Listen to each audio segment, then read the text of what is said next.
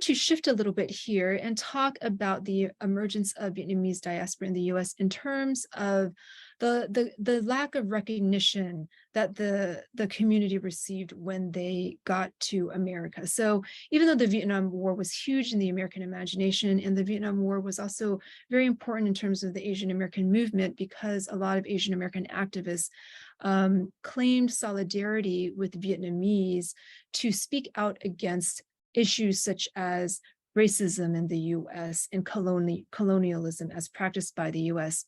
Despite the looming place or the important role of the Vietnam War in American history and culture, Vietnamese Americans, when they arrived, did not really feel like they were being recognized. In fact, they felt that they were being neglected. Writer and journalist Andrew Lamb speaks to this in this quote that I present here. Andrew Lamb was an undergraduate student at UC Berkeley after he fled South Vietnam and came to the US, and speaks of how exciting it was to be able to take Asian American Studies courses at UC Berkeley. Nevertheless, he felt that there was something severely lacking in the curriculum, and that issue concerned the lack of focus or attention given to Southeast Asians. So, quote, namely Southeast Asians who were coming en masse to the West Coast as refugees. There were no stories of boat people who were dying on the high seas. So if you think about again, how many people tried to make that journey and how many people perished, and yet for that population coming to the US, they weren't seeing themselves reflected in classes or in curriculum. It was a very trying time and difficult time. Viet Nguyen, writer and academic and literary scholar, also speaks on the need for Vietnamese diasporic stories alongside the emergence of Vietnamese diaspora in the US, because he notes that, quote, the literature by Vietnamese and Vietnamese Americans is out there for anyone who knows how to use Google, but so many here and abroad would rather not know, unquote. So following up on Andrew Lamb's comment that there really wasn't a lot of attention given to Southeast Asian American experiences and stories, Viet Nguyen notes that even if there are these stories, they don't always get read and they're not always given attention by the public. So it's important, I think, here to both continue contributing these stories, but also trying to do what we can to make sure that they're heard and acknowledged.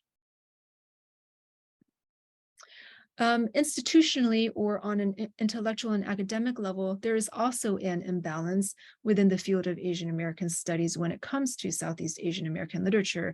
So within this field, you can see here in a study done by Lam Le Kak and Kate Howe that it is still the case in recent years that Southeast Asian American literature just does not get as much attention as these other Asian American groups, at least in terms of literary study. So again, this speaks to the asymmetry or imbalance in recognition of Southeast Asian American voices. I thought it would be a good idea just to go over briefly some figures in the evolution of Vietnamese diasporic narrative, because it's so rich and it's so dynamic, and it's really a shame that as a group, these works do not necessarily get the attention that they deserve among the mainstream public. A writer named Viet Phien is somebody who is very popular and very well known within South Vietnamese diasporic circles. These are some works that you could look into. He's an author that you could look into. He wrote many impressive works concerning various topics such as the meaning and identity of South Vietnamese literature, early experiences of Vietnamese refugeehood in the US. Viet Phien also writes in a range of genres, so an important figure in the evolution of Vietnamese diasporic narrative within the US and also transnationally as well. There were many Vietnamese language periodicals, self-published novels and memoirs emerging right after Vietnamese migration out of South Vietnam. Some key themes recurring across these works include exile, reflections on communism as it evolved specifically in Vietnam, human rights issues, South Vietnamese history and memory, kinship ties, what happens when families are fragmented and then communities have to rebuild themselves after forced displacement, also experiences of racism. These were all topics that thread these works. You also had the evolution of Vietnamese diasporic narrative in English, and I think anthologies played a really important role in this way. In the mid-1990s, you started to see the publication of anthologies in which you could find art, photography, poetry, short stories, short nonfiction, essays, or quite a range of genres gathered together by these editors who really sought out to define something that we could call Vietnamese American literature. So we all owe a debt to them.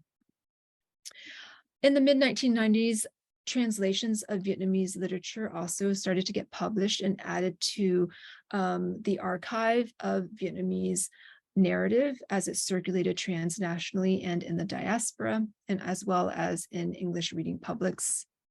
And I'm skipping ahead a lot because honestly, there's just so much rich material to cover, too much to cover in one tutorial.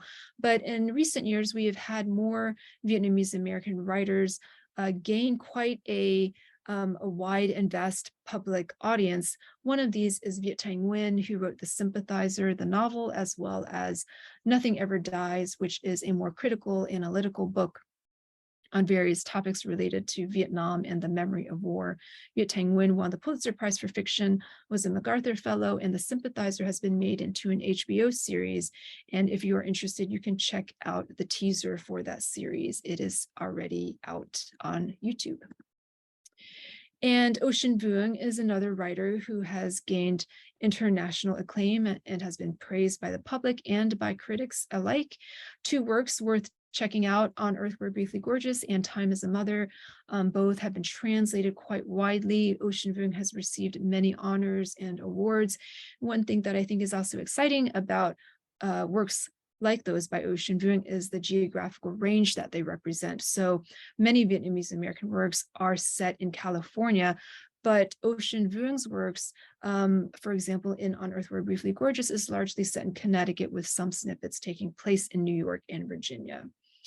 Along those lines, we are also getting regional diversity in terms of Vietnamese Americans in the U.S. South. So Eric Nguyen and E.M. Chun have both published recent books set in New Orleans or the Louisiana area. So again, we're getting a better sense of just how diverse and heterogeneous the Vietnamese diaspora is.